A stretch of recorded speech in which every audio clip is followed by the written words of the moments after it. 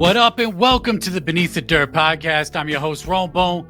Thank you for tuning in. This week, we got a very special guest, homie of mine. He's been on the show a few times. Had to get him back. Robbie from the @Twiztid History Instagram page. What's good? Not much. Just doing this. Just got off work. See, I'm drinking a clean yerba mate energy drink. Oh, there you go. Not sponsored, but maybe I will be after this. We'll see. So yeah, I don't know. I'm just chilling. You drink it even though they don't pay you. Yeah, they do. This is like so off the rails already, but 50% of profits go to support addiction recovery. So why not? That's a uh, good cause. I'll plug them. Yeah. Yeah. You run the @Twiztid History page. And it seems like just recently you started being more active on the page. Like you weren't very active on the page there for a minute. Yeah, I had a weird last entire year maybe with it. I feel like 2021 I fell off completely. And I was posting here and there, but it would be like once a month or so. And it was just really well, let's see. Actually, January 1st, 2021, I was on this very show and I announced my cool new idea, which was where I was gonna upload all the old ashtrays and action figures from W Fuck Off Radio from like 2007, 2008 onto YouTube and kind of intermix those with the Instagram and all that. And turns out no one cared about that. It was a really bad idea. It was probably like 6 hours of work for me to do it each Yeah. time, and literally like some of the lowest interaction I've gotten with anything I've done on there. So that got the year off to a real slump where I felt like I had set myself up for a project I didn't want to fulfill anymore. Right. So it was just yeah. So that got me off on a bad foot, and then yeah, I fucked up the year for the most part just because I was interested in other stuff. It's tough, like focusing so much on attention on one artist based thing sometimes, because like I listen to all kinds of music, in and out of the juggalo world or whatever. So like when I'm really excited about Twiztid, it's very easy to do the page, and when I'm listening to other stuff or whatever, it's like it feels like a job that I don't get paid for sometimes. So yeah, I spent a whole lot of time not doing that, Right. but yeah, I've been back at it. I don't know. I think I didn't like necessarily take a break from it because I was doing it, just less consistently.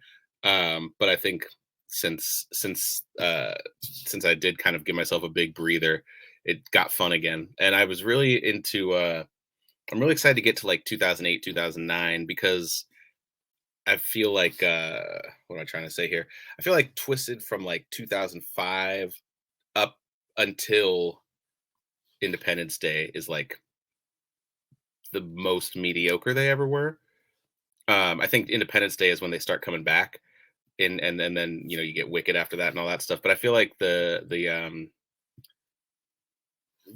Man's Myth and Mutant, and then the solo albums are like it's all good stuff. I like all that stuff, but it's like the least exciting part of their career to me. So it was kind of a slog to get through, but I've got to the other side of that. So now I'm excited to get into stuff like Hatchet Attacks and Wicked, and kind of mix in with some of the stuff they were doing with people from Strange and stuff like that. And I feel like it gets spicier again, which I'm excited about for to use a really dumb word. But yeah. I agree. I agree with that though. And I wouldn't even say just Twiztid. I would say Psychopathic 05, 6, 7, maybe a little bit of 08 was kind of hit a rut, kind of hit a stale moment in Hatchet history, if you will. Yeah, I'd agree. It got a little sleepy. I think to me, 07, like the end of 07 is where it bounces back a little bit with like, first of all, I think Boondocks coming through, this is 06, I guess, was like a little jolt of energy.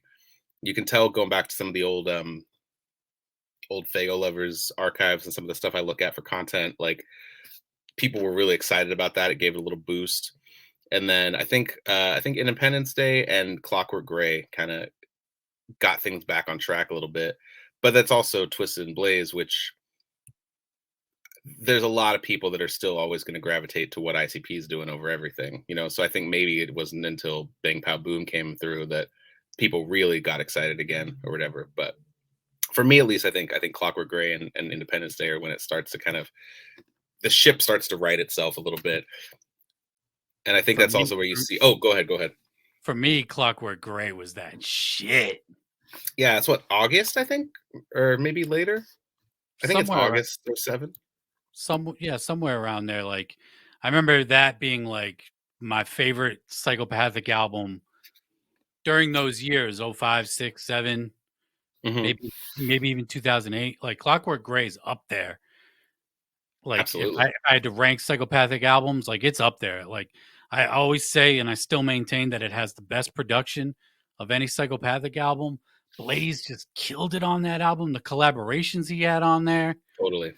that was the time when Strange was touring with Sub Noise, and then like Blaze would hop on those tours. And I remember the track that he had with Big B and Cut, and it was Hmm. like these are the guys on their respective labels that are like the slept on guys. Totally. And at least in the case of Big B and Blaze, you know, like some of the better guys. Like I think when I look back at Some Noise, like Big B is the guy that I gravitate more to now as an adult. Because it's not all weed comedy music or whatever you want to Right, call right. it. Like he's got like he seems like a person, Yeah. uh which is rare sometimes on that label. But yeah, I mean that track alone is great. And I think that's the album where Blaze started to sound like the really feel like a rapper, if that makes sense, outside of like a juggalo rapper, quote unquote. Like Okay. I think you could listen to a lot of the songs on that record and just enjoy them as any kind of rap. Right. Not mad at that. But yeah, Clockwork Gray for me at that time was the shit. I remember when Wicked dropped from Twiztid, and I I didn't feel that album for a long time. I've heard you say that. Yeah, like for a long time, I was like, I even went to that show, and I was like, this is the most boring fucking concert I've ever been to. But I went with this dude that I was working with at the time. I was working overnight shift, and I got him into Twiztid and Blaze and ICP. I put him onto Prozac and shit like at that time that was coming out. And he's like, I want to go see Twiztid. I was like, fuck it, we'll go to the show. And he's like, yeah, but you don't like the album. I was like, I don't give a fuck, dude. I'll bring you. We'll go to your fucking first show. And dude loved it because he loved that album. But I remember just being like, man, I just Did wish I you liked the album better. did you know going in that it was gonna be basically the album front to back? Yeah. Okay. So you So weren't I like, knew I was going to be like, at the time, I think I liked Whoop Whoop, mhm. and that might have been it, actually. Well, you know, I've heard you talk about that before, and you know what I take it as is proof that you can change. And in 5 years, we'll talk about some of these albums like Mausoleum and and all the stuff that you're hating on now. Yep. You never know. I mean, you never know. Oh, absolutely. I mean, so much of the stuff. I mean, you know, I got out of even listening to that kind of stuff for years because I was like, I don't know what I was thinking. It's not that good. And I started listening again. I was like, I don't know what I was thinking. It is that good. Right, So right. like, just people change, whatever, whatever. But yeah, man, I can't imagine not liking something and then going to a thing that's well. I mean, I've seen bands I don't like in concert at all. So I guess that's not true. But like, just seeing a band you like but don't like that album, and then they're just doing that album, be like, all right, well. Right. I mean, at And it that point, I probably had seen Twisted fucking 100. 20 times at that point, by '08. Like, I've seen them so many times. And, yeah, like the show, like, I remember that show. Like, the stage setup was cool. They were in the suits, like they were Mhm. in the booklet and shit. They really played up that whole, uh, that look, that era, the themes, and all that shit. So it was a cool show. I wish I could see it now. I would definitely appreciate it way more Right? now than I It didn't did back when it recontextualize first. it for you? Yeah, like I'd love to see that shit now. Like I still think there's a few weak songs on there, but it's a much better album than what I remember from back in the day. It starts really weird, I would say, but I think overall it's top tier. I don't know, the intro always was weird to me because it seems kinda like really aggressive rock guitars like immediately, which is not really what the rest of the album sounds like. Yeah. But then you go into ha ha ha ha, however many ha's, and Yeah. uh, it starts to unravel like weird soundtrack and Foley work and stuff like that. I'm like, okay, they dove all the way into making this like a complete piece.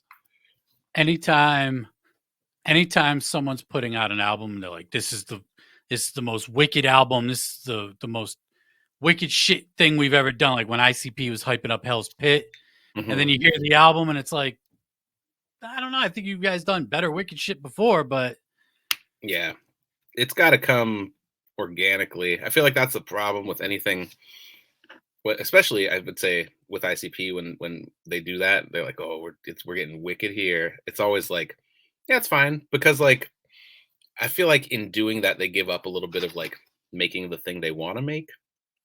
You know, like, oh, we're gonna do right. this to please people, basically, is what that always comes across as to me. And then it's like, yeah, I'd rather you just made the album that felt like your heart at that moment or whatever. And then as a consumer, you overhype it in your head Right. because you're like, oh shit, 12, Killing Fields, fucking Halls of Illusions, you go Twiztid, murder, murder, murder, shit like that. And then you hear the album and it's like, of course it's going to be a new sound because it's fucking a completely different era, completely different time. But I think as consumers, we overhype ourselves too.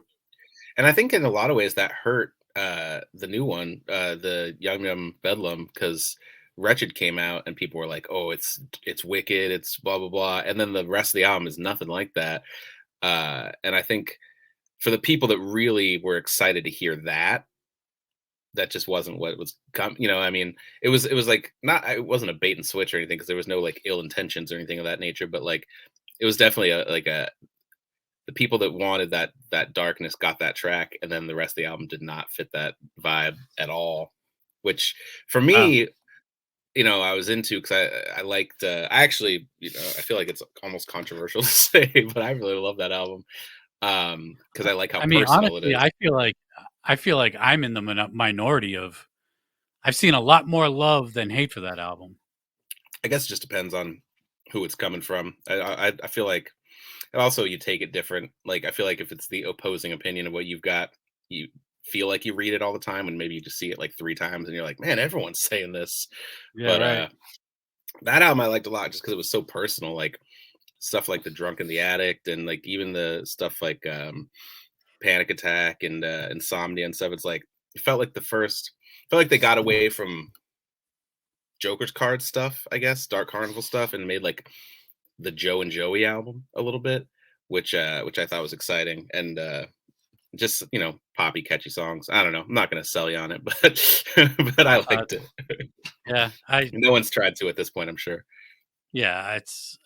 I haven't gone back to it in a while at this point, but I did try listen. I've listened to. I've probably listened to it fully through 4 or 5 times, and I've tried going back, but it's like by the time I hit the fourth song, it's like I'm just not interested. Right. And and it sucks when that happens, when a group you like puts out an album. And it sucks when you see people saying that, I fucking love this album, such a good album, blah, blah, blah. And it's like, what am I not hearing? So shit, maybe in 10 years from now, I'll be like, hey, Yum Yum Bedlam was actually a good fucking album. We'll see, Maybe we'll go back to that. and if not, who cares? There's plenty of music coming out every single day that it. Exactly. I mean, I from what I heard on the live stream just last night that ICP had on their Twitch channel, they confirmed that Wicked Vic the Weed will drop Mhm. on the 17th. Which is what, like a So week away? That's like barely next over a week. Thursday, right? Yeah, that's great. Yeah, a little more than a week away, um, or exactly a week away from when this podcast gets That's released. true. But Yeah, yeah. By the time people hear this, it'll be today. So congratulations, everyone. yeah, You may or may not have an EP to listen to. um, but yeah, Wicked Vic the Weed. Um, of course, I'm going to listen to it. It's not like I'm fucking. ICP have put out albums that I didn't like before. Other bands put out albums that I didn't like before. That didn't stop me from listening to the new shit. So That's the journey of listening to someone for however many decades. Is like Right. You're not always going to be at the same wavelength or whatever. I was saying that during my last podcast. I was like, I've been listening to these guys going on 25 years, and in my head, I'm going, "Fuck, I'm old." Right? 25 felt old when probably you first heard them. And Yeah. now it's 25 years plus whatever that was. So, Right. yeah, Yeah. it's wild. It's wild to think like, I mean, not to just get on some old guy shit, but like just looking at things and you're like, oh, the 30-year anniversary of that thing that I like is an early memory for me in life. I guess yeah, just I'm old now. That's how that goes. I Everything think like, the 30th anniversary of Carnival of Carnage is this month. is it February? I thought it was October for some reason. Is it October? What album am I thinking of that came out in February? Might be Ringmaster. I know that came Mm. out early in the year, but that might have even been January. I don't know. My I don't run Why don't you fucking run an ICP ICP history. Facebook page? Boy, would my DMs and various comments want to know the same. Because it's out there. I feel like that information is like Yeah, October. super easy to get. Whereas Yeah. like Twisted stuff is buried, a lot of it. Or not buried, but like, what am I trying to say? It's you gotta dig for it a little bit. It's a little bit more like I feel like the history of ICP is being celebrated online every day, constantly. Like I don't know how many old pictures I see from every era, like in hashtags and blah blah blah. So um And there have been, you got the Behind the Paint book, the right. shock, the shockumentary. Twisted has never done a legitimate documentary. I know that they tried selling us on like the Beyond the Freak Show stream that they had, that we were going to get like some sort of documentary, and it was Oh, the kind of docu sort stream. of, yeah, the docu stream. Hmm. It was kind of sort of, but it was like shit that we've heard before, like It's like an interview. yeah. Yeah, the closest I think is that Not Fest video series they did last year, maybe, or maybe it was 2020, late I think 2020. it was But 2020, and then they brought it back last year for Unlikely Prescription. right, yeah. They did like a follow up with a new album, Yep. but that was the closest, and even that was. I That mean, was a good listen though. That was a dope yeah. ass show. There was a little bit of info here and there that it's also tough if you like not. It's tough when you know all of the information that's already out there because like anything's going to be probably feel like a retread. But there was a lot of stuff in there that I was like, oh, it's interesting to hear that take now. I guess that was the Yeah. biggest takeaway from it was like, oh, you feel like that about this album now that with 15 years in the rear view, like that's interesting. I think the biggest thing with Twisted is we've never really got a deep dive pre-psychopathic stuff. Like we have a basic idea how they met, House of Hmm. Crazies, but what was really going on with House of Crazies, what went on in their childhoods and shit like that. Like, the Behind the Paint book, there was a lot of shit that Jay put in that book that nobody knew about Totally. until that book came out. And that's a fucking fantastic book. And the audio book is even better. If you've heard the audio book, it's like 38 hours long or some shit. And he adds so many more stories. Like he just ad libs. He's like, I remember this. And I remember, and then he goes like into more detail of stories that were already in the book. But Yeah. yeah. The one gathering I went to was that gathering where that book came out, and I don't even know why or what I was thinking. I think I just knew ahead of time that I was going to buy new audio or whatever. But I had a laptop and a external disk drive and everything in my rental car. So I remember just going first thing in the morning, grabbing the audiobook drive, taking it up to the car, putting it on my phone, and like just walked around, listened to that the entire time, like in between acts and stuff. And so it was like the most weird immersive experience because I had Violent J in my head telling me his life story all day, every day. And then I would take the headphones out and watch people perform and stuff. It was wild. But yeah, great audiobook. I would love Twisted to do something like that. They have no interest in it, it seems. Yeah. Like They're very much looking forward and just totally. don't care to really share about the past as much as some people want it. And I think like if anything that was proven in, like pandemic times, especially 2020, where like you would think, okay, well, they got a lot of downtime, no touring and stuff. Maybe they'll do something like that. And instead they just dropped like 4 albums a year or something. So it's like, okay, they just want to make new stuff. That's fine. which was dope in 2020 because they put out nothing but fucking heat in 2020. Hmm. Mad Season, Revelation. What else they put out in 2020? The first songs of Sam Hain. Yep. That might have been it album wise. Yeah. But Streams. yeah, streams, whole bunch of shit. But those two albums were fucking fire, man. Hmm. Can't be Absolutely. mad at dope new music. And I would like to get a fucking documentary from Twiztid though, of some like real, even if it's just one of them. Like Violent J wrote a book, if Madrox wrote a book, or fucking Monoxide wrote a book, I'd be there for that. Even if it was just like, I think there's definitely some resistance towards super personal stuff, which is fine. I don't need to know all that. I feel like sometimes we know I mean, I don't need to go on Violent J's daughter's Discord server or Twitter account, or watch his son play Fortnite or whatever. Like, sometimes the family stuff, I don't need it. I don't need the personal stuff. But I would love, like you said, like go back to HOK and stuff, and like kind of just hear them talk about the details, because you hear the overall, like, yeah, we were a group, we Right. were And then inseparable, we we were broke up. friends. Yeah. And it's like, like what, like, I remember one time on Wicked 101, that podcast, ROC told the story behind the shooting the album cover for Home Sweet Home, and the circle on fire and stuff like that, and how it was like really hot and like dangerous and stuff like that. And it's like little details like that you just don't get. And Right. so, like, like, where did they shoot the cover to Season of the Pumpkin? Who had the idea for the masks? Like little, stuff that I don't think they think is interesting Right. The because they've been you there. know producing the albums. When they Right. started HOK, they didn't have that manager that they eventually brought in probably during the Season of the Pumpkin era. Hmm. You know, and then that guy actually, from what I understand, owns the name House of Krazees. They just own the music. That's why everything they put out is HOK. HOK, not House of Krazees. Yeah, I think that's true. And I think, I can't remember, did he die a while ago, or am I totally making that up? I have no idea. I feel like I heard that, but I could be completely fucking making that up. But that's what I wonder. Like, is that forever?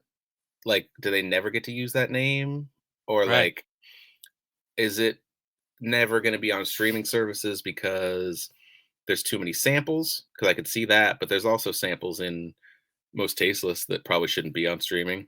I mean, Uh, you got Psychopathic Radis albums on streaming. yeah, exactly. Which, I mean, they don't have anything to do with, and they don't have their writers on there. So I guess, maybe they're not as willing to take the legal hit as Psychopathic is. Um, but yeah, I mean, I would love to know everything there is to know about HOK. It's Oh, like, for sure. to me, more interesting because it's so much more mysterious, and maybe that's part of the sell. I don't know, is that they don't want to. Even like HOK when they went on tour with ICP. Right. The stories with that, like they doubled as roadies on that shit. From what I understand. Or like all the movie samples. Like, I would love to know the process of like picking those out, why they picked out certain ones. Like, was Jamie just sitting home renting VHS tapes looking for samples, or did like get a little tape recorder up to the TV, or like how did they do that in 1994?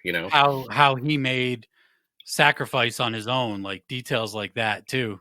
Yeah, totally. And like, I think he produced that. Like, I'd love to know how. Like, I know he doesn't produce anything now, that's not vocal.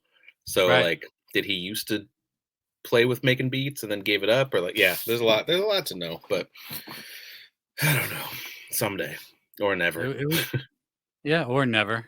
Like I said, they seems like they just look forward and never really back.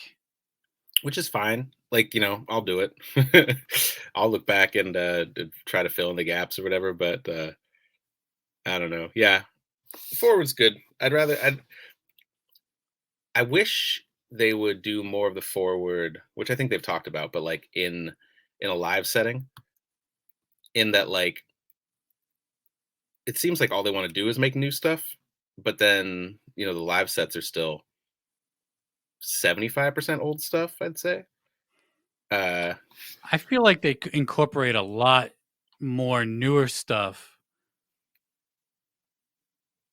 Like on the Psychomania tour, I felt like they played mostly post-psychopathic stuff. That's true. I feel like for a minute they did, and especially that was like an album tour, so they were doing that. Yeah. But I feel like when they do spot dates, or they're not specifically celebrating. Like when they did Generation Nightmare tour, it was a lot of Generation Nightmare. But then the next tour after that was mostly old stuff with some new stuff sprinkled in. And then after the tour for each album, those songs just disappear. I feel like I mean, what you're hearing "Kill Somebody" if you go see them live now, probably, but nothing else from Continuous Evolution. I'm sure it's hard to get new songs to stick live when you just have so much classic shit. Right, it's hard to balance it, which I get, but then just play, longer. That's Right. always my thing. I'm gonna go Only see. 2 hours. Like these guys could do 2-hour shows. Right, I'm sure it's fucking hard as fucking to be up on stage for that long. people do But it though. I mean, shit, I saw AC/DC play for fucking 2.5 hours, and those guys should be in wheelchairs. Right, I'm going to see. It's fresh in mind because I bought tickets this morning, but I'm going to go see Nine Inch Nails later this year, and I saw them a couple years ago, and they played at least 2.5 hours. So Yeah. it's like, and it's probably less material to pull from, honestly, even though the Yeah. career is a little bit longer. But yeah, I don't know what got that. That seems like a dead end tangent, but I'm just saying, make the new classics, and not just temporary songs to play. Yeah. I'd like to see. I like when they perform, like breakdown live, like that Hmm. shit, fire live. Totally. That one has seemed to stick around a little bit. But yeah, I mean, it go pretty much goes with any band unless it's like you said, not unless it's like an album, like they're touring a specific album, Hmm. like so. But yeah, but they got what the old school oddity shows coming up. They Hopefully, they had come out this way at some point. they had the it was a few years ago. They had like it was like the mystery weekend, but it was like each night was a different era. Yeah, yeah, yeah. And the night I went, I saw they played. It was the Green Book, Man's Myth, Mutant era, and I was like, well, Green Book's fucking great. The rest of the stuff. Oh, and I think Independence Day too. Hmm. Middle, It just was general still middle. yeah, and I was like, well, at least we got Green Book. Which is But funny though. Oh, go ahead. it was still a good show though, because I mean, you could pull an hour's worth of dope songs from all those albums. Totally. But then in those three, it was 3 nights, right? I think. Think so, yeah. So it was like Most Tasteless through Mirror Mirror, then that one, and then like Wicked through Abominations. And then Yeah, again, the rest is just not there. right. Like play a new era show. I want to go see stuff from Darkness and Evolution and some of the Generation Nightmare songs. And I'd I don't love to think see they've some shit off Mad Season live. that's what I was just about to say that. I don't think they've yet played one song from it live in any of the streams, or like they got a couple songs in each stream, I think, from Revelation once that was out, but I don't think they've ever played a single song off Mad Season. Yeah, that's true. They did play a couple songs off Revelation, Hmm. which is a dope album. I like Mad Season just a little more. I do too. I think it's split. I think a lot of people like Revelation better because it's more, I don't know, straight up hip hop, I guess. But like Mad Season is a lot darker, and something about what Jamie's doing on there with his little melodies and stuff is like kind of creepy at times. Like just an element that you don't always get in their music that does, I think, remind me of like Wicked and stuff like that. I was really, really interested, or not interested. It's a really underselling word. I was just really into that album, and I would hate for it to just be like a pandemic special and then forgotten about forever. Yeah, it's a dope ass album. Everything's Cursed. If that don't remind you of Wicked, like come Right. on, man. I heard Absolutely. that song. I was like, dude, this song it sounds like it could be off Wicked, man. It's those little melodies. Yep. Jamie's got an ear for it, and I mean, that's why the rock stuff is working as well as it is because he's that guy can write songs all day, but don't write too many that you forget to play Right. some of them. Right. Yeah. I would still love to see. I would have loved to see like Unlikely Prescription be a Jamie solo album. I think Paul did all right on it though. I think it was definitely Jamie heavy, which I think was it needed to be. But I think the parts Monoxide did, I think worked. Like I don't think he ever sounded bad on it. No. Um Madrox just sounds better on the rock shit. Totally, it's his But shit. Monoxide definitely is a lot more comfortable with the rock shit than he was, say, than on Familiar or Darkness. Oh yeah. You go back and listen to that, it's still classic. Like I love that shit, but doesn't sound as clean as he does now over the rock shit for sure. No, but and I think if it would I think if it would have been a Jamie solo thing, it would have defeated the purpose a little bit because like if this is the thing that's going to take them, to a new place as a Right. No, band, yeah. um, I understand that. Why they did it and all that shit, but I just feel like a Jamie solo rock project would be better than a Twiztid rock project. potentially, yeah. I mean, because I also want again back to the personal stuff or whatever. Like, I do kind of want like I'm kind of trying to think of the best way to word this because I can't say exactly what I'm thinking, but like something super personal that's not like veiled, if that makes sense. Like I would love for either of them to have a solo album that's just like closer to what like Chainsmoker was, where it's like laying out like a life story kind of thing almost, or just like giving exact details on where you're at with certain things in life or whatever. Right. Um, but I think they also always kind of want to be. I think it's intentional. They want to be universal so that people can relate to stuff. But yeah, I would love just like a or like with the song on Fatso where Jamie's talking about when his dad died and stuff like that. Like some crazy specific personal songs from either a rock or a hip hop standpoint, I think would be really interesting for them at this point. Because, like, how do they feel about being pushing 50, and doing what they're doing and where their place is in the world and stuff outside of like a braggy rap way? We're like, I know that they think they're good and they're not wrong, but like fears and concerns stuff. I want to hear that. Yeah. That I love personal shit. Tearjerker, like you just said, that's a fucking Hmm. really good song. And then Monoxide had some personal shit on Chainsmoker. Talking about his baby mother, taking him to court and shit. Yeah, I would love some shit like that, man. I feel like you can't do that so much as a group than as you can solo. Potentially, I'm trying to think. I mean, like, I feel like Outkast did a good job of that, or like, there's definitely groups that. The thing about Twisted that's interesting is I don't think they work very well outside of each other, if that makes sense. Like, Fatso and Chainsmoker, I think, are pretty good records that would have really benefited from the other guy being there. In that, like, I think Chainsmoker could use some hooks, and Jamie's got nothing but hooks, in his back pocket. And I think Fatso could have used some like I don't know. It's a little. It feels a little flat at times, and then you get the couple songs of Monoxide's on. You're like, oh shit, okay.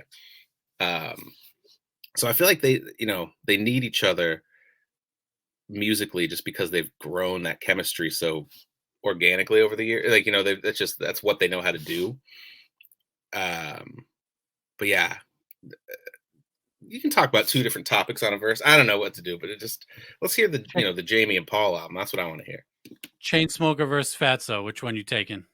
Chainsmoker every day. Yeah, same. Just because I think the personal stuff, it brings me back, and I think there's more interesting content. Yeah, I agree. I think the production lacks compared to Fatso, Hmm. but the lyrical content is where it's at on Chainsmoker. Totally, and I think that's what Monoxide brings more consistently. I think at that era specifically, I think Monoxide had better lyrics and Jamie had better flows, and now I think they're about depends on the song kind of thing. Yeah, well, when like around shit, starting on Independence Day, getting into Wicked, Heartbroken Homicidal, but then by the time Abominations came out, Monoxide had a completely different flow than what he was from 10 years before that. Totally. And I mean, he talks all the time about how he worked on it and made Yeah. sure to get better and stuff. Jamie was always, to me, he was always like, he's the better one of the group. And then it Early got to a special, point yeah. where it was like, oh shit, Monoxide's catching up. And then he caught up and, now they fucking battle each other on tracks. That's the shit I like. It's like, who got the better verse? And you can't really figure it out because they're both fucking fire. And I think that's what I liked so much about Mad Season specifically was that they each went with their strengths more often than not. In that, like, Monoxide was just, okay, I'm gonna go, like, he was almost the guest rapper on his own track in a way. In that, like, Jamie was gonna come through with some weird melodies and some eerie vibes and stuff like that, which he knocks out of the park. And then Monoxide came through with a, gut punch of a verse. And it was just like that, I think, is where they work perfectly right now, because I think Monoxide has actually gotten better than Jamie at rapping or lyric writing, like just like the everything that comes with rapping a verse. And Jamie has just gotten often somewhere else with his melodies and choruses and all the stuff that he does on Unlikely Prescription and on Mad Season and stuff like that is like those are his like really really strong suits right now. Not saying he's slacking in the rapping material, but I I feel think like I think delivery wise, Monoxide could beat him out delivery wise. What's being said in Jamie got some deep shit in his verses sometimes. mhm, Whereas Monoxide, I don't want to say surface level, but Madrox tends to make you think a little bit more with yeah. his lyrics. One, if you listen, and I think a lot of people, there's a Jay-Z line that I think about all the time. All the time. I'm always thinking about this. But it says, "Do you fools listen to music or do you just skim through it?" And that's super what I always think about with Twiztid is that like I feel like a lot of people listen to them for two reasons, which is just to like to hear it and go like this is cool or not cool, and then to look for ICP disses and like you know draw strings across the board to try to turn everything they say into ICP disses. Um, but if you really listen to Mad Season specifically, like he's talking about addiction and like letting himself down and trying to like be a better like Jamie is really going through stuff on that record. And I think it just gets over people's heads or they just don't care or they're not smart. I don't know how to put it, but they're not listening to the content and it's a bummer. Yeah, for sure. It's um, for me, the way I listen to music, when I first start listening to like a new song, new album or something, Hmm. it just I'm not really paying. I've said this before. I don't really pay attention to the words. It's got Yeah. to sound good. Like it just as a whole, like the rhythms have to be there. You know, it has to sound good to my ears. And then after a few listens, then I start paying attention to the lyrics, seeing what they're like. Of course, I hear what they're saying. Right. I'm not like dissecting the shit. You know what I mean? Like Totally. it needs to sound good before I can dive into what anybody is saying. It just this goes with anybody I listen to rock, rap, pop. It doesn't matter. Does it sound good? All right, this shit sounds dope. Let's see what they're saying now.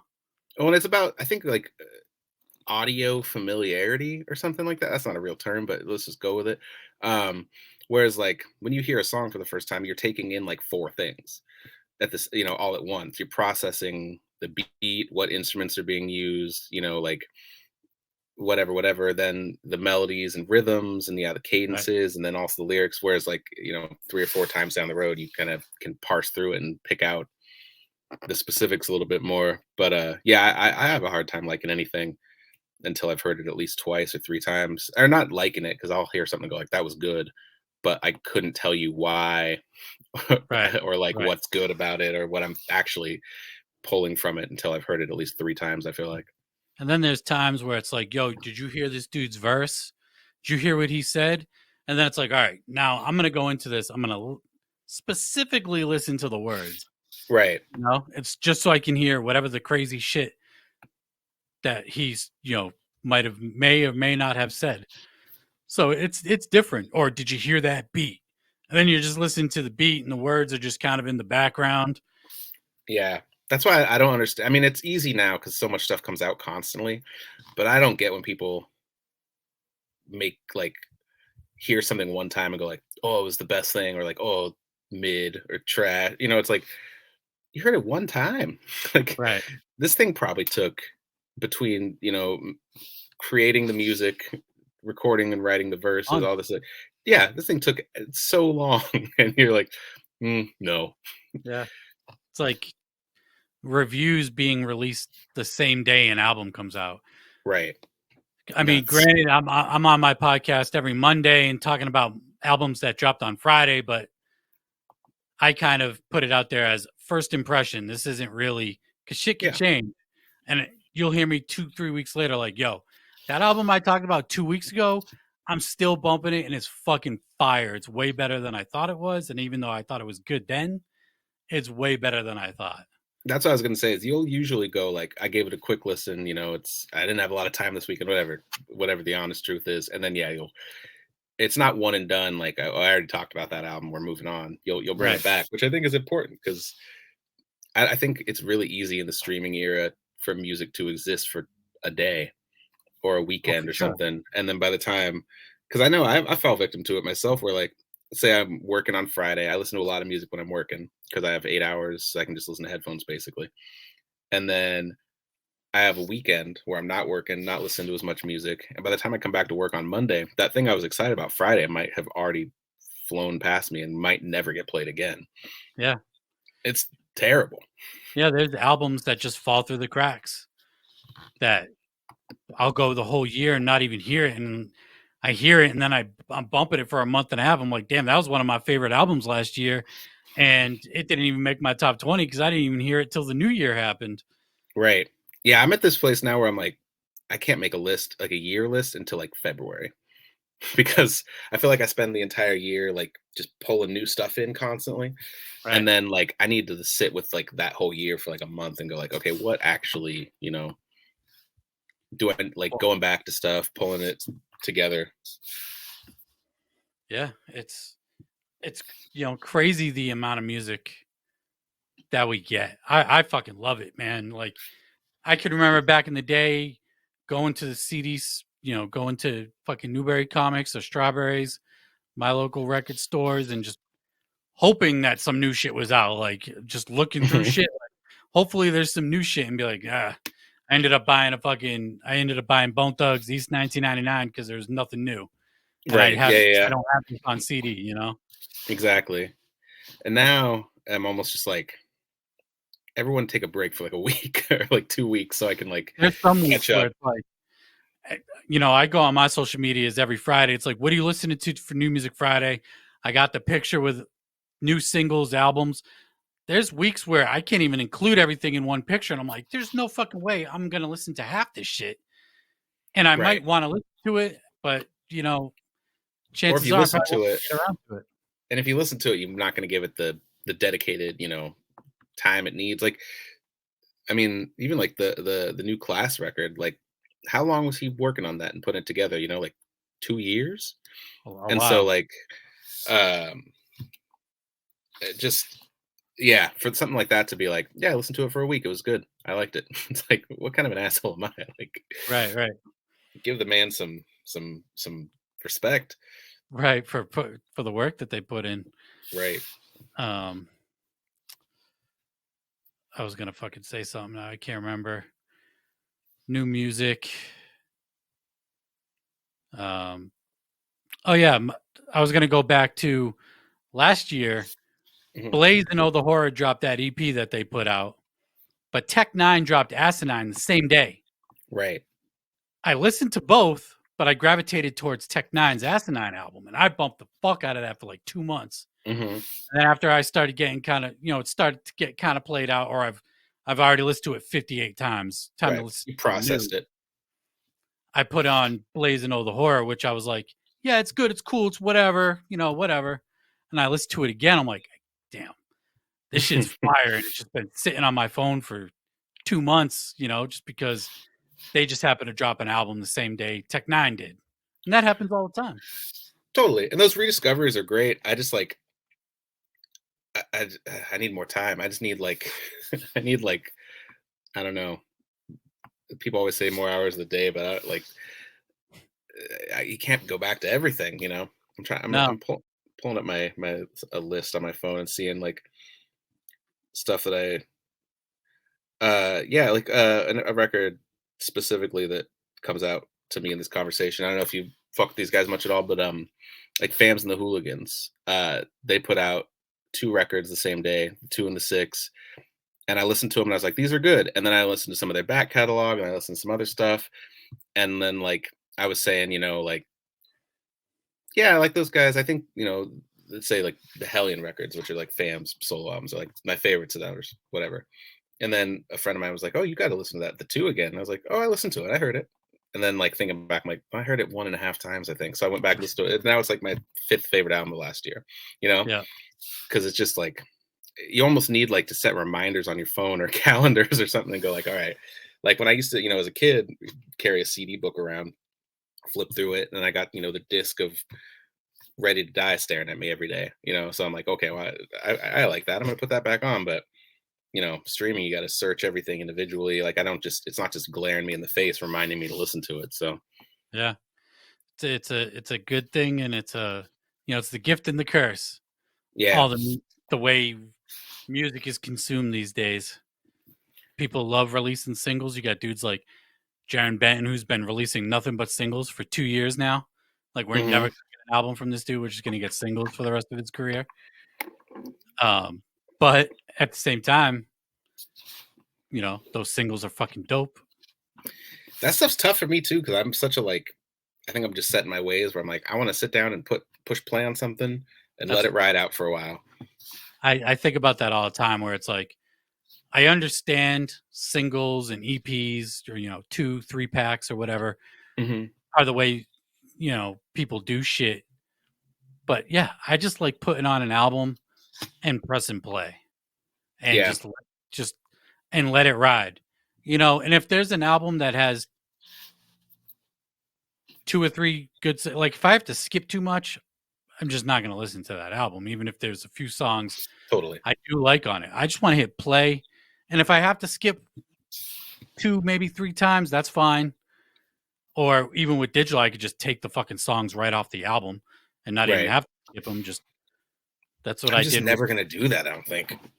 No, No, I think I'm just too used to like just from being a kid or whatever, just put something on and that's just what it is. And then like say like you bought, I'm gonna throw someone on the bus super unnecessarily because I'm just trying to think of an example. But say you bought the Disturbed album, for instance, because I don't oh care if I throw them god, under the I'm bus. skipping that album. But say like, I heard the 2 singles and I was like, oh, this is cool. And then I buy it and don't like anything else. That just to me is a bad album. Yeah, Whereas like if I was craftier, maybe I would, have burned those on a disc with the Drowning Pool song or God, whatever. But I'm just so shitty at that I'm like, nah, just don't listen to that thing because it's not that good. right. Yeah, um, yeah. I agree. I don't save a couple songs. I'll just get rid of a couple songs. I did that with Tech Nine's album. There was 2 songs, and they were actually back to back. I don't even know the names of the songs because I took them off so early. So I could just literally just press play from song 1, and then just let that motherfucker ride for the duration of the songs that I did keep. Was it on Asinine that Yes, we're talking about? I'm gonna guess. Was I'm gonna look it it up right now.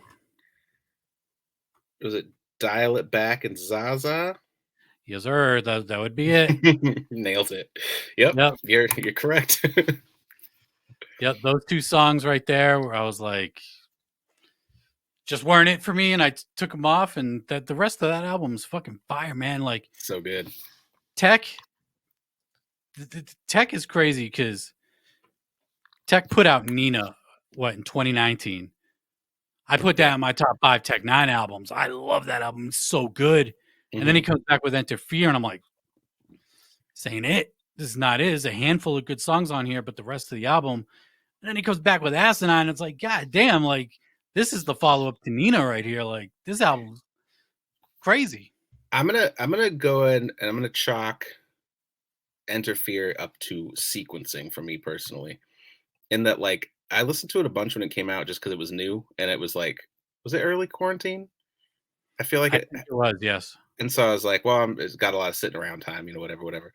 Um, and there's a lot of really good stuff on there, but it's sequenced so weird in that it starts really hype and like Yeah. aggressive, and then it goes transitions really quickly into like a lot of like slow jams that are actually like really good songs, but they just don't flow from the first part at all.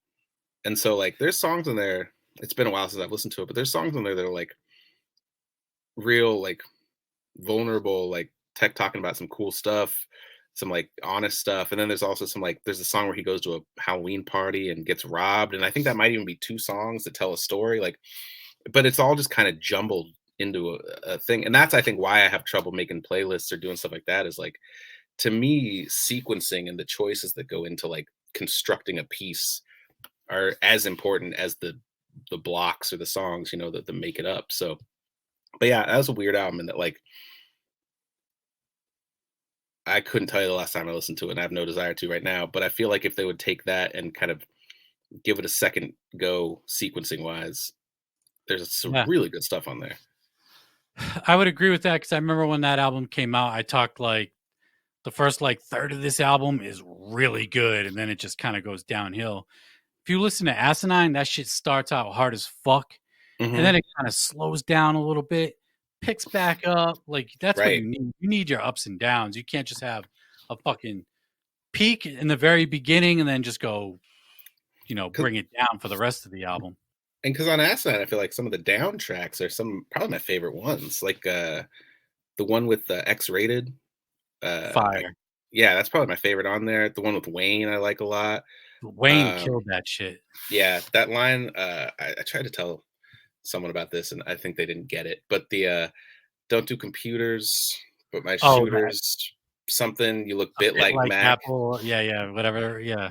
They're like, what do you mean? What does that mean? Bit like Mac? I was like the Apple Macintosh logo. And they're like, oh, I should have said Apple. I'm like, that's fucking, you don't understand rhyme schemes. Right. Yeah, But you don't understand metaphors and shit.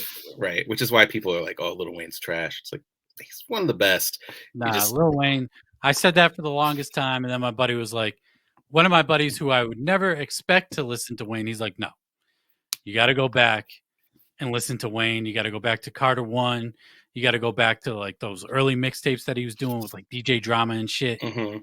And listen, I was like, okay, if you're fucking saying it, I'll go peep it because I had no idea. And I listened to it and I was like, Wayne is not trash. Like I had to No, get that out of my head real quick.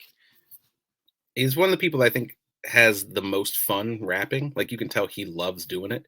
Yep. Which is uh whatever the fucking word is when people say laughter is contagious. um, he like just him having so much fun in the booth, you can hear it, and then some of his metaphors and rhyme schemes and stuff. It's again a thing I think where people go like, oh, I don't like Lollipop, this guy's trash. It's like, all right, well, don't talk to me until you've listened to Actually it. listened. Yeah. Yeah.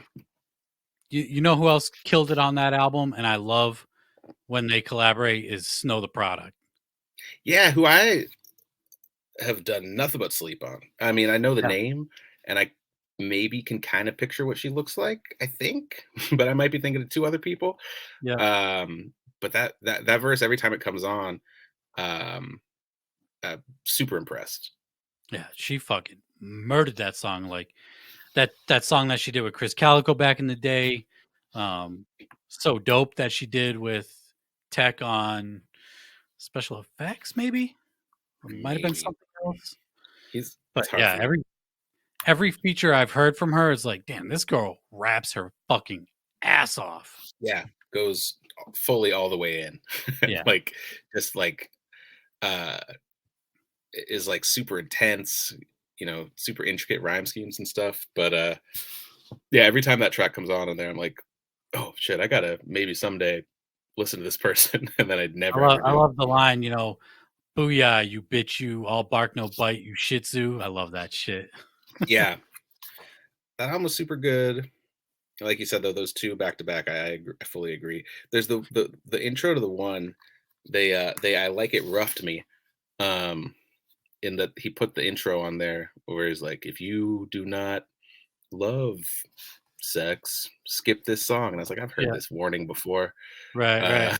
Uh, like when ICP did it, I Yeah, yeah. it You led know to what immediate song kinda got perception. slept on Asinine was "What Rhymes with Threat'll Kill Ya." Hmm. It's wi granted, it's missing a member, but it's Nuthouse. Right, which I mean, they don't really have much material as a group, do they? I At I all? I think they have a lot of stuff recorded, but Icy Rock Raven, one of Tech's old Right. producers, Yeah, yeah. has it all, and he refuses to release it. I think there's, like, maybe a handful of songs on YouTube, but, like, when I realized that that was Nuthouse on that song, I'm like, "Why isn't nobody talking about this shit?" Like, this is, 66 888 46 993 right here. Like, this is shit that I've always been super curious about when it comes to Tech Nine. Totally. And that's the thing I think plays back for me into what I was saying about Enter Fear and the sequencing is like I almost feel like Tech just goes in and records and then just leaves and it's like whatever happens from here happens. And like why wouldn't you promote that? Why wouldn't you say like, hey, for all the old school fans, Yeah, I got a real surprise for you. I got Nuthouse on here on a track. yeah, Like, how crazy is that? Like, people should be talking about that. Tech should be talking about that. absolutely. Yeah, I get it. You got E40, um, Russ, Lil Wayne. The You got Rock. the bigger names, but for yeah, The Rock. I mean, that's the biggest name. Right. Um, but for people like us that have been listening, I've been listening since a little after Absolute Power came out. Yeah, the same. It was the FTI thing that got me. Yeah. Twisted's Green Book is what put me on to Tech Nine. Okay. And so I've been listening since then. Like for me, Nuthouse, like a Nuthouse feature is like, God damn. And I Right. know he's done songs with Agony, who is the other Nuthouse member. She was on, I forget what album she was on. I know she was on Chris Calico's first album. They did Yeah, a song together. the name's familiar. I know that she's been around, but I couldn't tell you Yeah. what song. But like Nuthouse as a group, and that song is fucking fire, talking about killing pedophiles and shit. It's also a reminder that like EDM, like dubsteppy kind of stuff doesn't have to sound corny. No, like that's if he had that other EP that he dropped last year, Blight. Like Hmm. I did not like that at all. I honestly don't think I heard it because so many people all I heard, which is stupid of me and goes against everything I've said all day. But I think I just heard so many people say it wasn't good that I was like, well, I've got a lot of stuff going on. I'll get to it someday, and just never Right. did. Yeah. But yeah, that was actually something I thought of like with that song. I was like, oh, this is like EDM style, like done right, like really good. Like Right. not overdone, just perfect. And like the features on that track are just so good.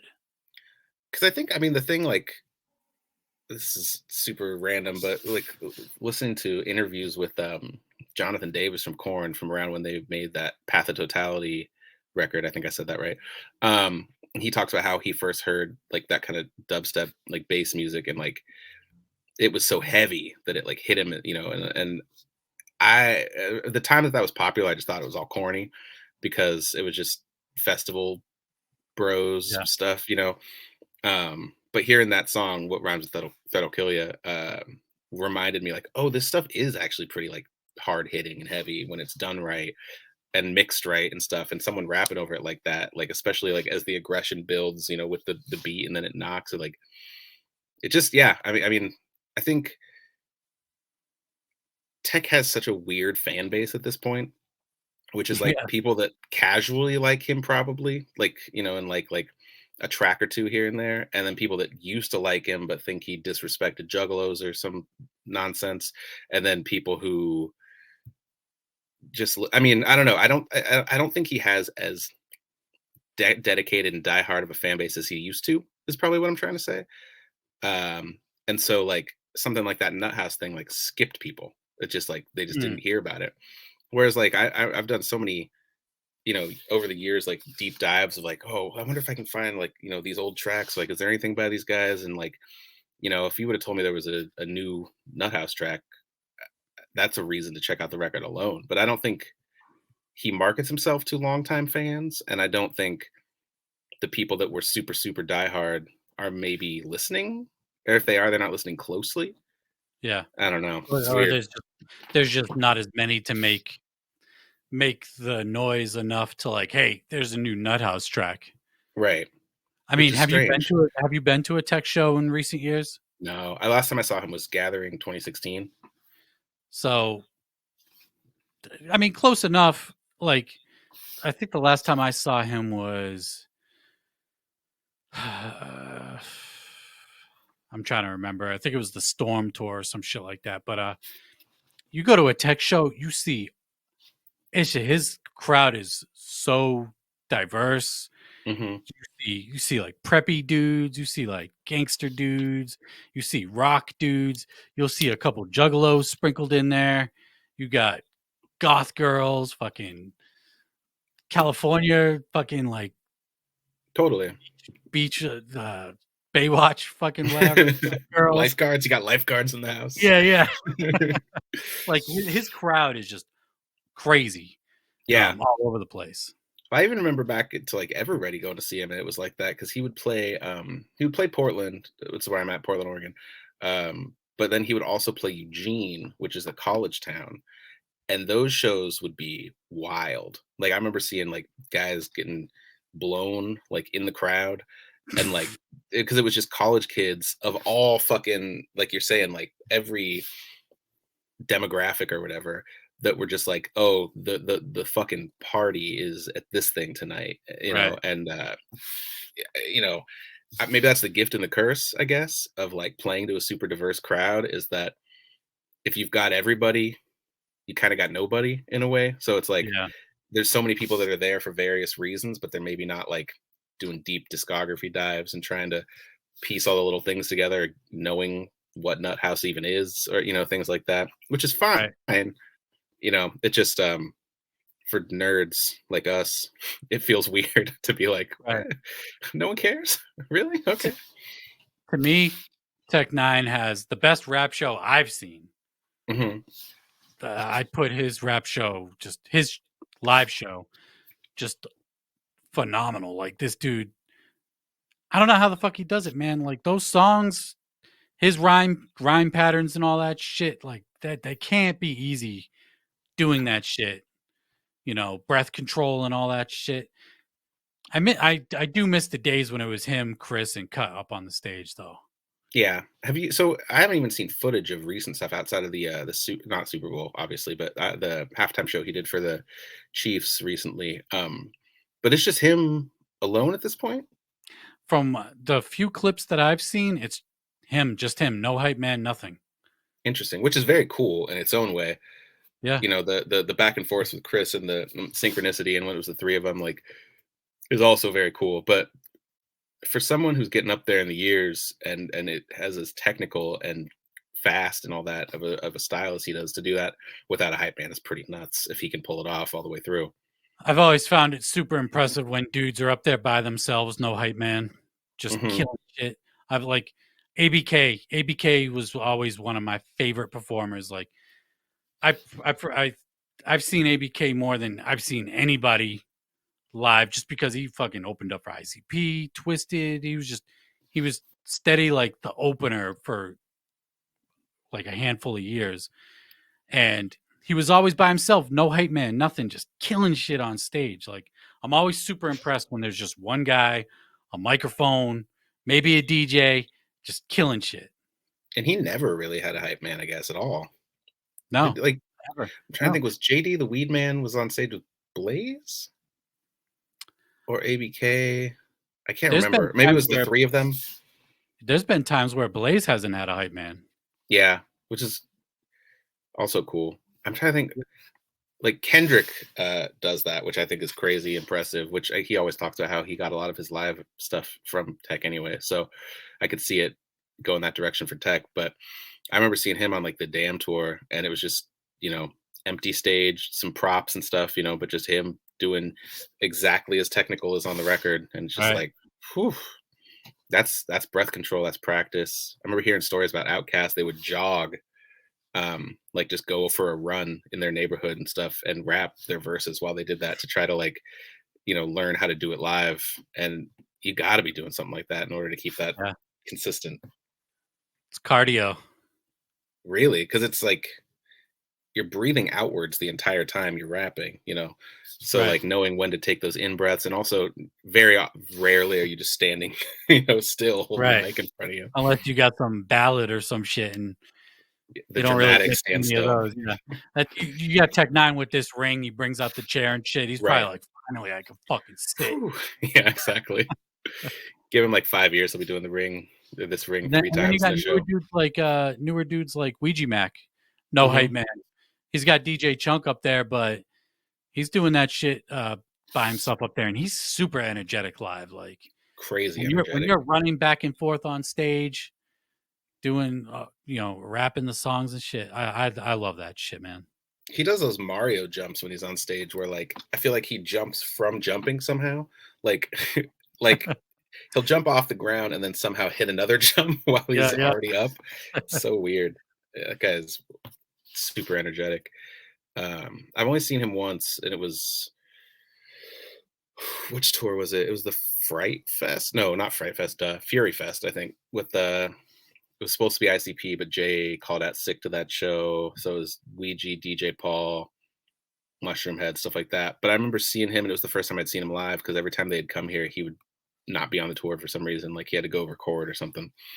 Um, and I remember just being really, really blown away. Like he probably had the set of the night over people like Ritz and DJ Paul. Like DJ Paul had the hits, obviously. So it was Right. like people are going to turn up when they hear a bunch of classic 3 6 Mafia songs in a row. But Ouija, as far as performers goes, I mean, best of the night, easy.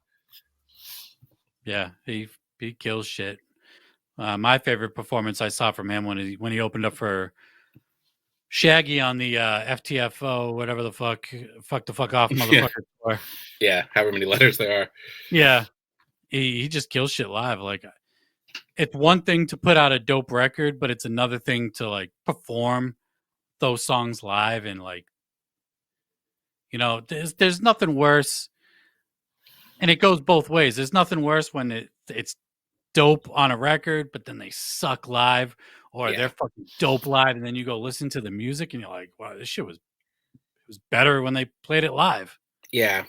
Or just like a lot of like I feel like a lot of people in Ouija's school or whatever his category like don't really perform live. Like they are on stage to their music, but they're not like doing it back at you through a microphone like 9 out of 10 times. And he does. I don't know. That was a nonsense sentence, but I got distracted because I was thinking about the time I saw him and just how nice he is. Where like I was talking at the merch booth, or I was asking him a question about a shirt or something, and some drunk dude ran through and just like knocked me straight over. And Ouija like jumped over the merch booth to pick me up and like ask how I was and dust me off and stuff. And yeah, fan for life after that. He's a cool motherfucker. I remember, yeah, I talked to him after that Shaggy show. He was Hmm. just walking by. I was like, dude, you fucking killed that shit. Really impressed. He's like, thanks, man. Come to the booth or whatever, and I'll fucking take a picture with you and shit. I was like, all right. Yeah, super nice dude, super genuine. I mean, like listening to him, he did an interview with Finn McKenty. I can't think of the name of the podcast, Punk Rock MBA, and he just wanted to talk about the interviewer half the time. Just like trying to ask him questions about his life and how he was doing, and like what gets him bothered on the internet or whatever. And I was like, just super super genuine, down to earth guy. So yeah, I'm happy to see how good he's doing. Fuck yeah. And he's putting out fucking dope music. I swear this dude just gets better and better with each release. I think Dirtbag is probably the best he's got, in my opinion. I think that's got some of his best songwriting. I agree. I think Pretty Ugly 2 expands on that. Hmm. Especially with the production, because Devereaux did a lot. It's a lot of different production that Ouija hasn't really rapped on. Yeah, That's on Pretty Ugly 2. he expands on the harmonizing and songwriting and shit like that. So I'm looking forward, to the last element that's going to be coming out, and just anything that he's got coming. I mean, I'm just a fan of dude. Like, dude puts out really good music. Yeah, when he it feels like the trajectory, and this is like a classic rapper trajectory, so it's not super unique, but like, it seems like what he does is spends like a year or two building skills, and then like, drops the main album or whatever that like kind of puts all that into a Yeah, perfected container or whatever. And yeah. that's what happened with Wasteland and all those EP or mixtapes at least. So I'm excited to see what the next like album is, because I feel like there's gonna be some hits on there, some real like hooks, and like he's gotten really good at like singing and putting songcraft and stuff. So I'm excited to see where that goes. Fuck yeah. Definitely excited for that. Especially if Devereaux is going to play around with more sounds. Keep Because those guitars coming. yeah, like the guitars, like you could tell there's live guitars on that Pretty Ugly too. Hmm. I like Dirtbag a lot, but the production on it kind of it's definitely like a progression from Wasteland, but you could still hear Yeah, that Wasteland kind of sound, whereas Pretty Ugly 2 is like, this just shit that I haven't heard yet. totally. And there's a couple, I can't think of the names off the top of my head, but there's a couple on there that are just like new styles completely, which, Yeah. I mean, yeah, I love that. Love growth. Sounds super obvious, but No, I mean it's why that's why we're still here listening to fucking ICP and Twiztid 25 years later. The yeah. growth, and you just don't know what you're going to get next, what kind of sounds you're going to get. And I feel like people hate that sometimes, and I think those people are weenies, because I don't like, understand. I remember having the mentality back in the day, like, I want another Most Tasteless. I want another freak show. But then it got to a point where it was like, I just want some new shit, and I hope it's good, right. regardless of how it fucking sounds. Yeah, I just want another good album. I don't, it Right. doesn't like a retread has a negative connotation in that word because it is negative. Like, can you, I mean, I can't imagine trying to listen to someone cosplay as themselves at 22 or whatever, it's just like, Right. Like, Cottonmouth Kings. I remember saying back in the day, if it ain't dope broke, fix it, because it wasn't broke for them for a while. And mhm, after a while, I was like, man, we've heard this. Like, this is the same sound we've been on for 10 fucking years now. Like, right. they didn't change up their sound. And I think that was part of the reason why fans kind of just dwindled, and the loss of interest. Whereas if you're at like ICP or Twiztid and you're just experimenting with new sounds, Right. you still have the old shit to go to. Like, oh, this album was a fucking flop. Fuck it. We're gonna go play Piggy Pie and all that shit. And it's gonna piss people off sometimes. I mean, like, I think Missing Link Found is like the biggest example of that, or Unlikely Prescription with Twiztid right now, where it's like they're divisive records, but I would much rather people put out divisive records than safe records. Mm, Like, putting out the record that everyone's gonna like. If it's not exactly 'cause sometimes you hit right in, the middle with your audience where you go like, this is what I made, and boy, are people gonna love it. That's great.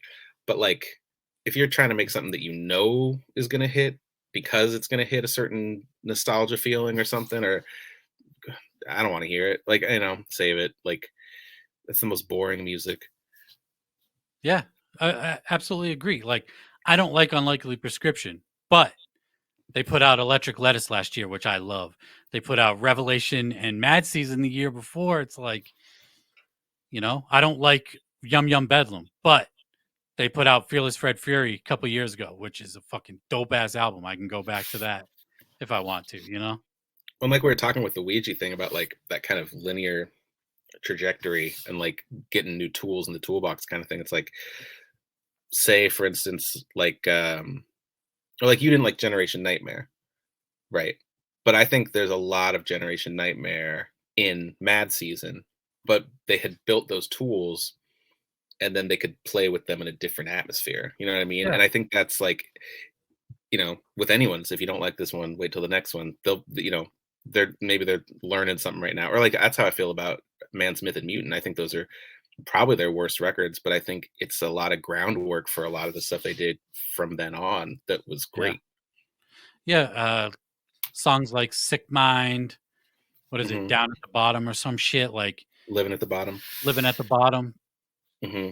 Those are songs that are like precursors to Mad Season for sure. Totally. Or like Skit 17, or doesn't matter if I what I think now, or something like that. But there's a bunch of songs on there that have that kind of creepy atmosphere and stuff like that that I think they really got well done on Mad Season. And that is what's fun to me, is like watching that pan out, or being able to track that and go like, oh, okay, I see. So like they had never really done this before. And then 2 albums later, that's like one of the main things they do, stuff like that. Yeah. And it's like, oh, they perfected that sound now. Right, exactly. And like it's kind of like you get one or the other. You can get consistent music releases where there's ebbs and flows. Some of it you like more than others, or you can get um, very, very inconsistent long waits with perfected stuff. And I'd take the former every time, because I like to see the process. Like I like to see the growth in real time, as opposed to waiting for someone to perfect something like My Bloody Valentine, or someone who, it's like, oh, we haven't put out a record in 20 years, but here's the thing that we spent all this time on. It's like, that's Right. cool. I'd rather have like 8 Right. other really good records that weren't the Right. thing that Yeah. perfected. Yeah. Well, yeah. One of my favorite bands, Evanescence, Hmm. they finally put out a new album last year. It was their first album in 10 years. I'm like, come on, man. Could have put out 4 or 5 albums in between then. Are they doing other stuff, or like were they busy with other projects or something, or is it just? They did a lot of touring. They did like an orchestra project. Hmm, Um, so they were doing other stuff. They just weren't putting out new music. right? Yeah, I don't know. To me, that's that's what it's all about, is like the creating, Yeah, you know. So, and I'm not in their shoes, so they could probably tour off, that first record for the the rest rest of of it. their lives Yeah, and do yeah, fine. So, far be yeah. it from me, but I some people say quality over quantity, but we're at a point where those two can coexist. right. Don't put out trash Quality just to put and something quantity. out. Yeah, Twisted's put out 6, 7 records the last 2 years.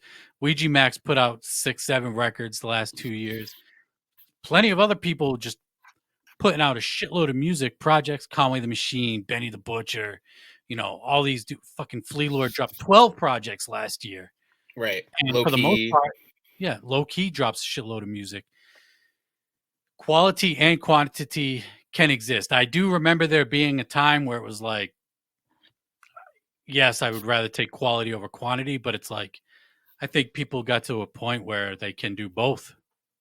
Well, it's also just easier to make music, I think. Like, I think Hmm. in the past you had to maybe suffer one or the other, because you had to go to a physical, recording studio, pay the money to be there.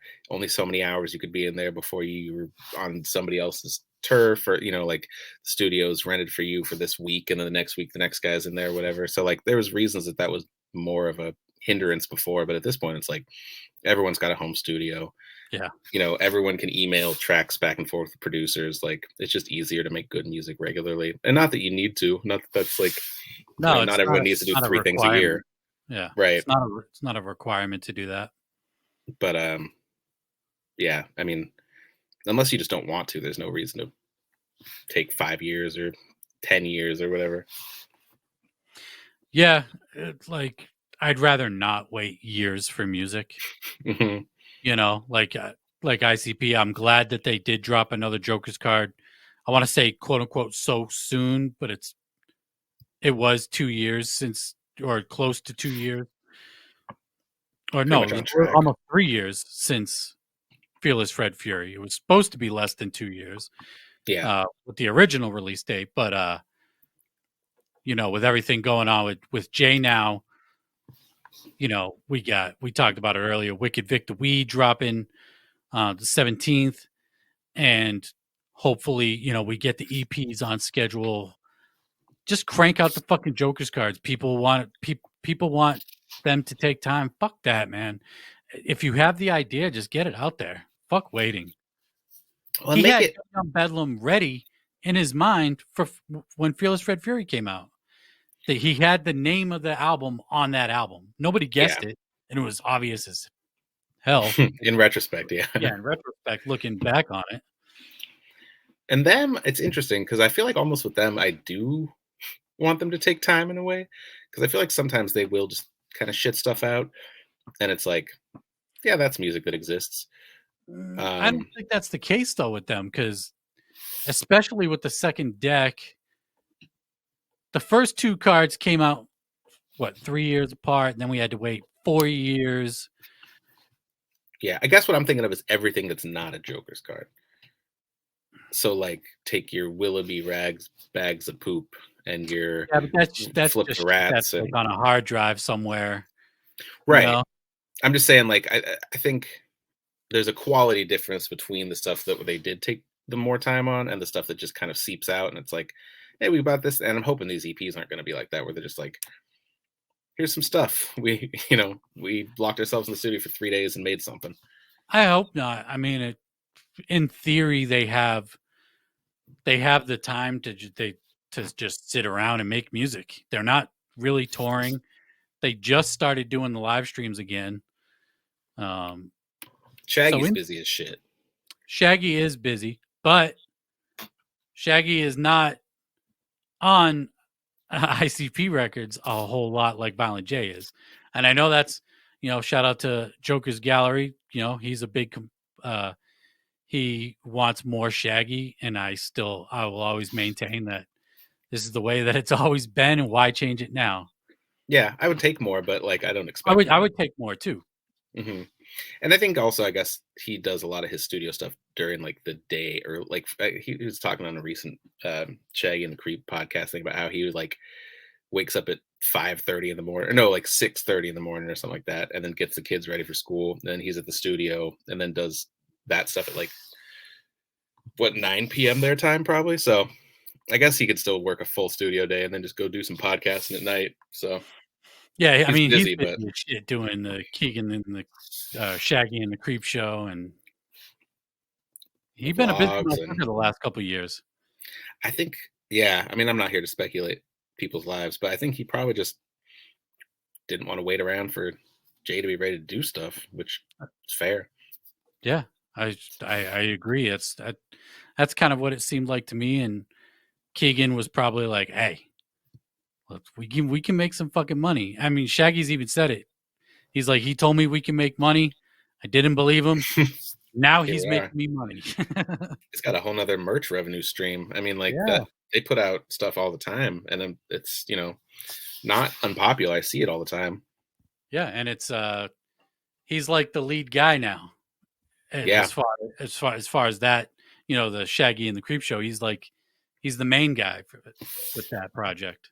Yeah, he's the boss. Yeah. And I like seeing or watching ICP interviews now, because Shaggy's way more vocal. He's used to talking more. Yeah, go back to like Malenko days. He was a hype man in those interviews, essentially. Mm-hmm. And now it's like it's split 50-50. Like they're both trying to get words in. It's dope. Yeah, I mean that they did their like 100th episode or whatever, Shaggy and the Creep, and I have not watched it because I looked at it and it was 3.5 hours long. I'm like, if he's used to getting on a mic and talking for 3+ hours, like, Jay is doing that how frequently at this point? Almost never. So I'm sure it's just like Shaggy's like, no, I got this. I know what to do. Right. I can talk. Mm-hmm. Yeah, it's dope to see, and it's fun to watch the evolution, and watching the kind of the the backup dude get his. Yeah, that's all. I think that's kind of like almost disrespectful calling him the backup dude, but when you think of ICP, Violent J is the front man. Yeah, someone who had previously played second fiddle is what you're saying, and currently is playing even fiddle. Right. So, I mean, I get the argument why people want more Shaggy, especially since you see way more Shaggy than you do Jay now. Like way more. Like 100 times more. Yeah. So I get the argument, but I'll always have the argument back that hey, it's always been that way. Oh yeah, with the music, it's always been that way. I mean, if you look at any of those old records, Shaggy's like a guest. Yeah, like Carnival of Carnage, he's like on like 3 songs. And that was just, I think also it feels weird because that's like how it was at that time for most groups, I would say.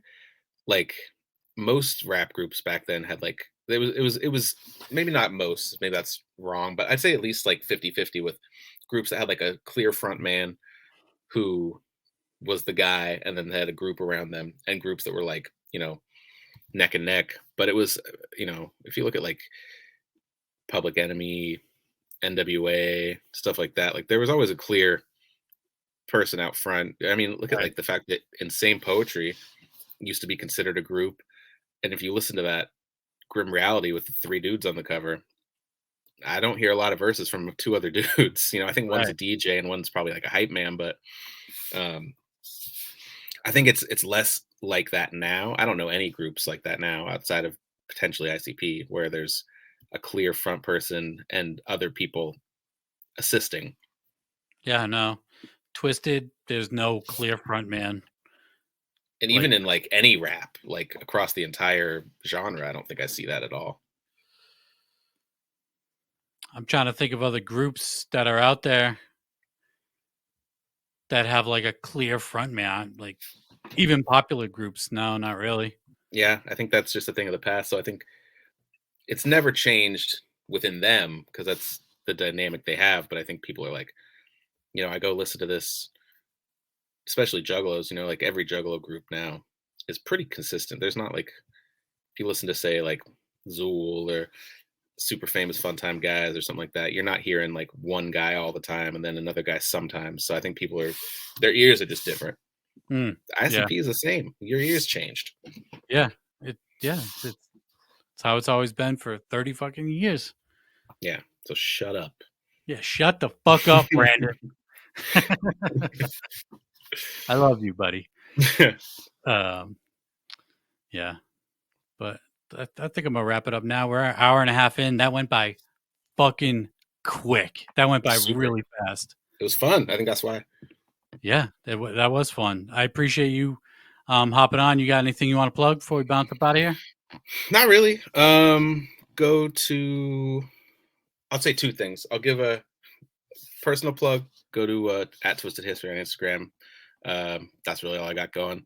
And then I will give a call to arms to the scene as a whole, to everyone here in this. Go listen to some stuff you've not heard before. I dare you to go listen to Fams and the Hooligans, Super Famous Fun Time Guys, Donnie Menace, Cody Manson. There's a ton of people in this scene making cool stuff. And I think people have a tendency to get boxed into the stuff they know really well, especially when it's stuff like, ICP and Twiztid and stuff like that. And I think the scene as a whole could really benefit from people branching out from their main couple things and checking out a variety of things and treating it as, obviously not necessarily equal because you're always going to have your favorite guys, but give everyone some space in your heart, and this thing that we love will be better for it. Rant over. Yeah, I would agree with that. As far as my listener base goes, people that listen to this show, I'm surprised at what people listen to, because that was one of my whole goals starting this podcast, was putting people onto shit. And it's like, oh yeah, I've been like low key. I'll have people commenting, I've been listening to that dude since fucking House One. It's like, oh okay, so there are people, but I agree. Go out, expand your fucking musical listening experience. Yeah, SON I heard you mention recently. He's been popping. Sky Swamp Orange memed you. saying you didn't know who the fuck they were recently. So What's I don't know that? if you saw that.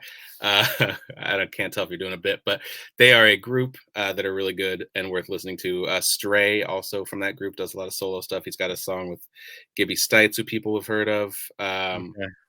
But Yeah, yeah, I have no idea what the fuck you're talking about. they're doing the Super Famous Fun Time Guys 1 year anniversary show, and you were reading the announcement for it or something and said, I don't know what the fuck that is, and they took a screen Oh, grab of it and put it in their Instagram story as a JK. So dope.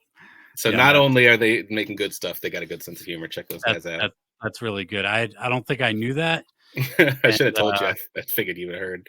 yeah, no, I had no idea about that. I don't even remember saying that. I say so much shit on these podcasts, man. I know, probably right? contradict myself all the time. Who the fuck knows?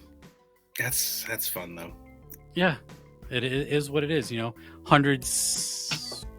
What fucking episode am I on? 170 something. I don't even know. I'm sure I've contradicted myself more than once. I've forgotten many of things that I fucking said, but that's human. Yep, I'm just a human being. But I appreciate you hopping on, man. This has been really fucking fun, and I'll definitely get you back in the future. And at Twiztid History on Instagram, go follow that shit. It's just super dopey. Go back to the old posts, some pictures that you might not have seen, some history you might not have known about. Robbie's got that shit covered. And I appreciate you for listening. And I'm Robo of the Beneath the Dirt podcast. And until next time, I'm out. Peace.